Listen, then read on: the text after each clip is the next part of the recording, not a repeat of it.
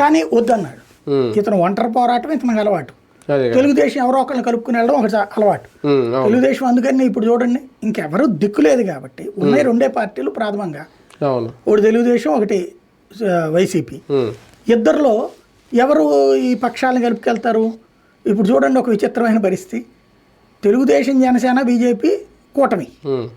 ఈ కూటమికి CPI, CPM, Congress కూటమి పరోక్షంగా మద్దతు ఇస్తుంది. అప్పుడప్పుడు చిన్న వాస్తవంగా పూర్తి సైద్ధాంతిక విరుద్ధం ఉన్నటువంటి పార్టీలు.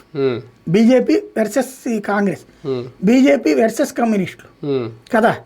అలాంటి భారతీయ జనతా పార్టీ కూటమిలో ఉండగా వీళ్ళు బయట నుంచి పరోక్షంగా మద్దతు ఇస్తానే ఉన్నారు. మీరు ఎప్పుడు చూసినా రామకృష్ణ గారి స్టేట్మెంట్లు చూసినా, షర్మిల స్టేట్మెంట్లు చూసినా ఊరికినే ఓ చిన్న మెటికేమో వీళ్ళ వైపు విరుస్తారు, మిగతా అన్ని జగన్ తిట్టిపోస్తారు. అంటే ప్రజా ఉద్యమాలు వచ్చేటప్పుడు పార్టీలన్నీ ఏకమవుతుంటాయి కొన్ని సందర్భాల్లో. ఇలాంటి మిగిలిన టైంలో జగన్ విమర్శించిన ఇలా టైంలో జరుగుతుంది అంటే ఆ పార్టీల ఆలోచన సరళిని బట్టి ఉంటుంది. నిజంగా ప్రజా ఉద్యమాలు చెయ్యాలనుకుంటే అంటే ప్రజల సమస్యలే కదా ఇప్పుడు వీళ్ళు ఎంచుకున్నవి ఈ మూడు కూడా. రేపు ఏ రాజకీయ పార్టీ అయినా సరే తను తీసుకునేటటువంటి స్టాండును బట్టినే ప్రజా ఉద్యమాలు ఉంటాయి.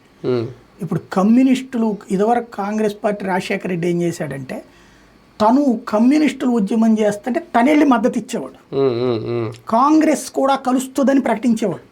ఇవాళ కమ్యూనిస్టులకు ఆ సీన్ లేదు. కమ్యూనిస్టులు ఉద్యమాలు చేసే స్థాయిలో లేకపోవడం కాదు, కమ్యూనిస్టులు తెలుగుదేశంతో ఆల్రెడీ ఇన్వాల్వ్ అయిపోయి ఉన్నారు.